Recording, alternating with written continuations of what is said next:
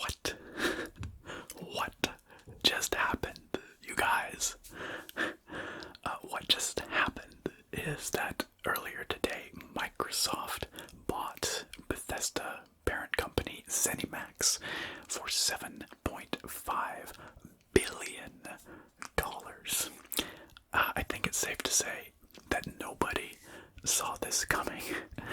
Now, I don't usually make videos about games industry news like this, but as many of you probably know, Bethesda makes some of my all-time favorite games. Games like the Elder Scrolls games, like the Fallout games, and beyond that, ZeniMax owns all kinds of popular IPs, like Doom, Dishonored, Wolfenstein, Prey, Quake, just to name a few. And so as far as games industry acquisitions go, this is right up there among the biggest. This is about as big as it gets.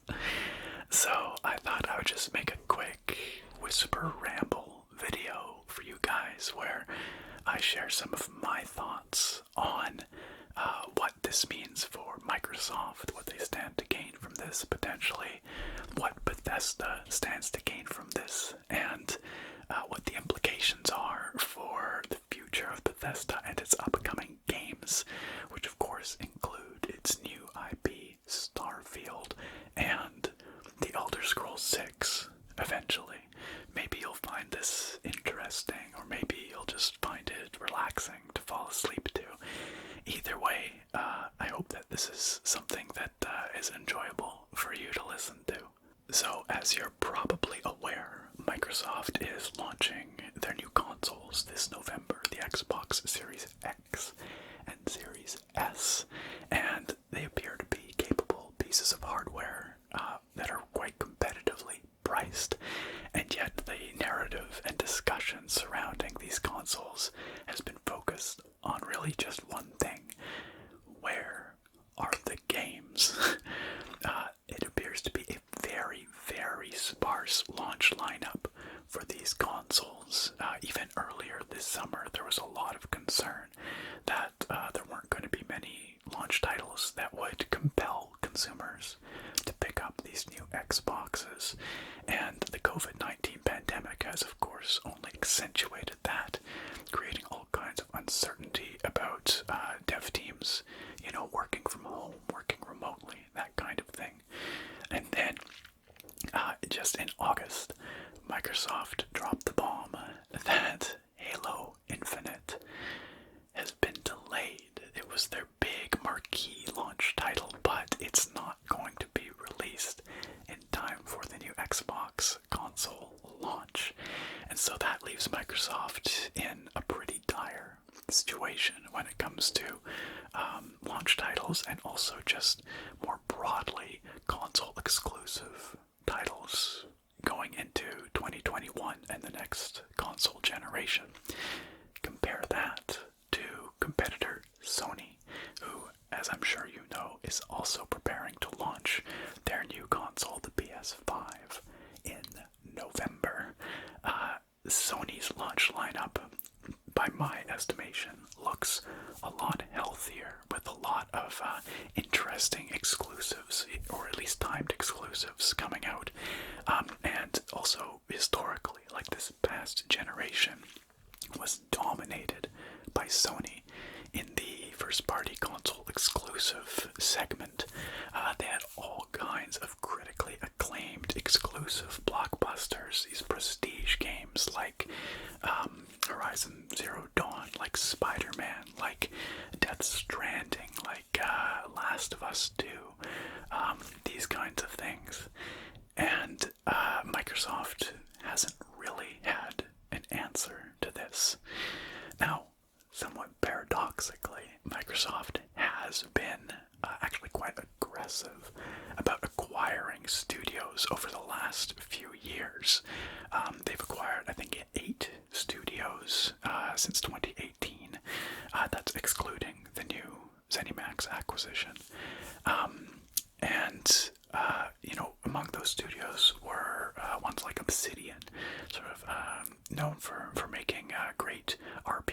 indies and these sorts of things, but nonetheless, a lot of these studios are on the small to medium side, working on what one might call AA games rather than AAA titles, sort of marquee blockbuster titles. And so Microsoft still, up until now, has had this gap in their portfolio, a gap in their outlook for the next couple of years. So the timing of today's announcement is no coincidence, because tomorrow pre-orders for the new Xboxes go live, and I think it seems pretty apparent to me that without saying it outright, at least explicitly saying it, Microsoft is trying to imply to consumers that, hey, if you want the new stuff from Bethesda, if you want Starfield, if you want Elder Scrolls 6, certainly if you want it at launch, Xbox is the way to go.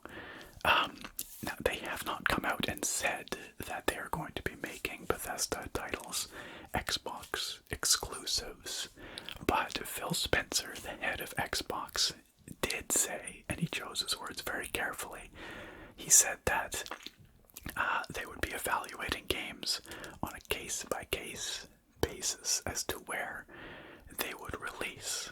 So that seems pretty clear to me. He is trying to signal to gamers and to Sony that, there's no guarantee that upcoming Bethesda games or upcoming ZeniMax games are going to be coming to PlayStation consoles day and date with their release on Xbox and Microsoft, like Windows platforms, or indeed whether they will be coming at all. So that's the big question, isn't it? The question is, how hard does Microsoft go on the exclusivity side of things? Now, historically, Microsoft has actually been pretty open about putting games on as many platforms as possible. They own Minecraft, of course, but Minecraft is available on PS5, on Switch, pretty much anywhere you want to play it. And Phil Spencer himself is very outspoken about giving gamers the option to play whatever games they want, wherever they want to play them. So from that perspective, from the historical precedent perspective, one might expect Microsoft to say, hey, you know what, we're just going to put out these games on every platform. There's going to be no exclusivity. But why then would Microsoft go and make this acquisition, this purchase, and announce it right before Xbox pre-orders go live? To me, that signals that they're trying to win over consumers who might be on the fence between pre-ordering a PlayStation 5 and an Xbox. They're trying to make consumers say, well, to be on the safe side, I'm just going to go Xbox because I'm a big Elder Scrolls fan, or I'm a big Fallout fan, or I'm a big Doom fan, right? So the other way, of course, that Microsoft could go is complete console exclusives. They could just say, hey, you want to play Elder Scrolls 6? Come to Xbox, come to Windows PC. It's not coming out on Sony platforms. That, to me, seems awfully extreme. Not only would they be cutting off a potentially very large revenue source by not releasing those games on PS5, but they would also be risking the wrath of the entire gaming community. Like, there would be a lot of angry fanboys if they were to go and do that. And it just doesn't really jive with things that Phil Spencer has said in past. It doesn't really match Xbox's current philosophy, which is less about being like a closed platform on a single console and more about being a service that allows you to play your games wherever and however you want. And that's exemplified by xCloud, by Game Pass, these kinds of things, right? That seems to be the direction that Microsoft is headed with the Xbox division. And so I think that if there's any kind of exclusivity for upcoming Bethesda and ZeniMax umbrella titles is going to be of the softer variety, which is more of a timed exclusivity. I could see a situation where Microsoft leverages their ownership of Bethesda to say, hey, you want to play Starfield? You can play it here. You can play it on PS5. You can play it wherever. But if you want to play it first, you come to our platforms. You want to play it on the day it launches. You come to Xbox. You come to Windows. And maybe that exclusivity window is 6 months or something like that, but it's enough that it gets gamers to think twice, right? That is my prediction, and I think that kind of splits the difference. I think some people will still be very mad about that if that comes to pass, but I think that the timed exclusivity nature of it would soften the blow a bit. People would get used to it, and life would go on, right? So it'll be very interesting to see how that plays out. Now, I've seen some speculation that maybe this purchase means that, Microsoft is expecting Bethesda to release Starfield really soon. Or even some wild speculation that, what if they announce Starfield as a launch title for the new Xboxes? What if it comes out this year? I think that is a very long shot. Like, maybe in my wildest dreams, I could imagine that scenario, but I don't think that's going to happen. I think we'll probably see Starfield next holiday season, like holiday season 2021. And then, of course, Elder Scrolls 6 being the big question. Other people, saying, well, if Microsoft is buying Bethesda right now, they must be getting close on Elder Scrolls 6, I don't think that's the case. I think Elder Scrolls 6 is at least 2 to 3 years out, still, at least. Which, as an Elder Scrolls diehard fan, is very disappointing for me to say. Breaks my heart, but I just don't see it coming sooner than that. Just based on everything that Bethesda Game Studios has signaled about it. And there's actually a kind of a telling bit in something Phil Spencer said recently. Again, Phil Spencer, head of Xbox, he said, he's had a lot of discussions with creative leads at Bethesda Game Studios. So that would be like Todd Howard, basically, right? Those kinds of people. And that their philosophy and Phil's philosophy very much align about the future of their products, the future of gaming, and that kind of thing. So, it could just be marketing speak, but what that suggests to me is that Microsoft isn't going to be breathing down Bethesda's neck, trying to push these titles out the door. This is further backed up by the fact that instead of trying to cram Halo Infinite out the door in time for launch, Phil Spencer and Xbox said, you know what, we're just going to delay it. We're just going to delay it. And we're going to take the time we need to do this right. Which, there's a lot of motivations for doing that. But I think that had to be a very difficult decision to make for Xbox because, as I described earlier, it really, really messes up their launch offering for the new Xboxes, right? So, all of this is to say, I don't think that the Microsoft acquisition is going to mean that we see Starfield or Elder Scrolls 6 or anything any sooner, per se. I do think it might mean that we see it on Microsoft platforms first in some kind of timed exclusive format, and maybe they go for the full exclusive, but I really just don't think so. I think that their history and their philosophy really don't suggest full exclusives for upcoming Bethesda or ZeniMax titles. So this leaves us with one kind of final unaddressed question, and that is, what does ZeniMax have to gain from all this? Why would they have sold to Microsoft at this time? And for their part, I think it comes down to a combination of recent struggles, both financially and sort of in terms of mindshare and the hearts and minds of gamers, and also uncertainty about the future of the games industry over the next couple of years. The first part is quite apparent looking at their last number of game releases going back to 2016 with Fallout 4. That game, while it was a commercial success, it was also a little bit mixed critically on the reception. A lot of people seem to be getting tired of the Bethesda formula. A lot of people thought that the game was kind of formulaic, and I can't say I disagree. Bethesda does have a formula, a way that they make their games, and it's true that Fallout 4 didn't feel especially ambitious, I suppose. And then, of course, moving ahead to like the Fallout 76 fiasco, people were very upset about 76. There were a whole lineup, a series of failures that Bethesda made there. And whether that was a commercial success or not, I'm not actually sure. I reckon that it probably made Bethesda more money than people would like to think or admit, especially, the long tail of that game as they're still working on it and still updating it.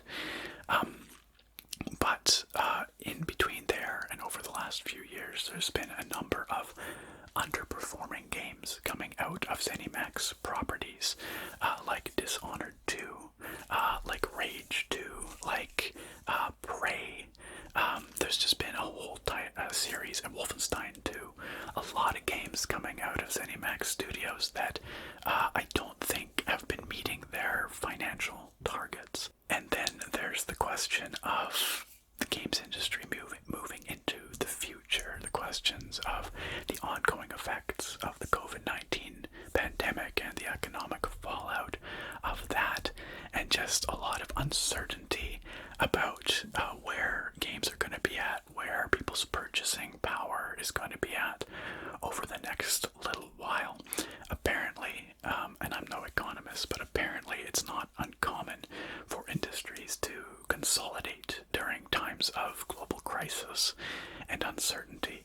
I presume because a lot of the smaller players just don't have the resources. They're not resilient to large swings and changes and challenges like that, whereas the big players like Microsoft, they can weather the storm. So, the smaller players might check out when things are looking uncertain, whereas Microsoft can probably see it through and stand to benefit from acquisitions like this in the long term. And in a more direct short-term sense, Pete Hines, director of marketing at Bethesda, has said that this Microsoft acquisition will provide Bethesda with more resources and opportunities, which sure makes sense. Microsoft has a lot of resources, and if they think that investing in Elder Scrolls 6 or whatever is going to give them a return on their investment long term, then I think they're going to do that. Despite the thrashing that Bethesda has taken over the last couple of years, or last few years, I do think that there's still a lot of beloved franchises there, a lot of consumer goodwill. If they were to start signaling the right things, doing the right things, and moving ahead in a way that more gamers agree with. I think that people, many people, myself included, desperately want to be able to feel good about Bethesda and the future of their franchises again. So overall, I think tentatively that this is a good thing, this Microsoft acquisition.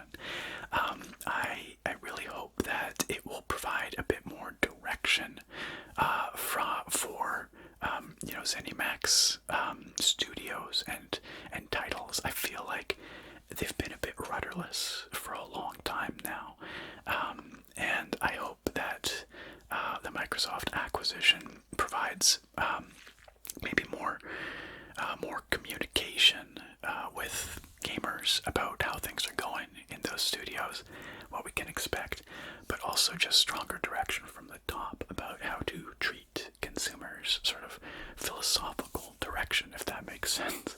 And I'm no Xbox fanboy per se. I'm primarily a PC gamer, so I don't really have a horse in this race from the console perspective.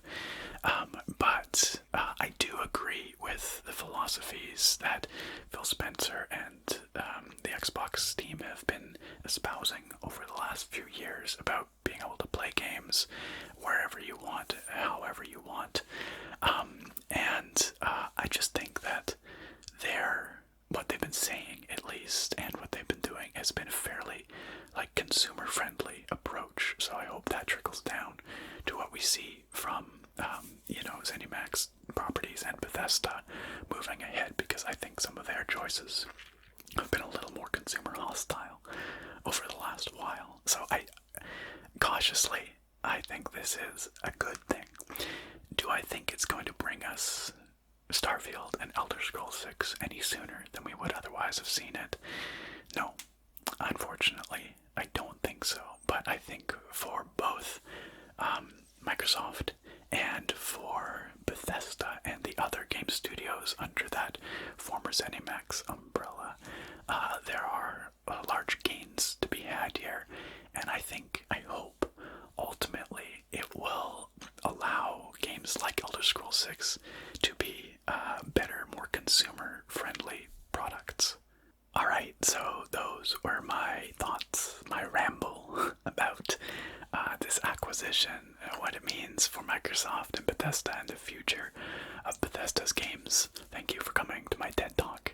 I hope you found this somewhat interesting, if you managed to stay awake all the way through, or at least relaxing, but I'm sure that you have your own thoughts and ideas about this whole situation, and I'd love to hear them, so please let me know down in the comments what you think this means for the future of Bethesda games, why Microsoft did this, why Bethesda did this, any other ideas about what this might mean. I've certainly heard theories about the return of Fallout New Vegas, because now Obsidian, who did Fallout New Vegas originally, and Bethesda are under one roof again in Microsoft, one metaphorical roof.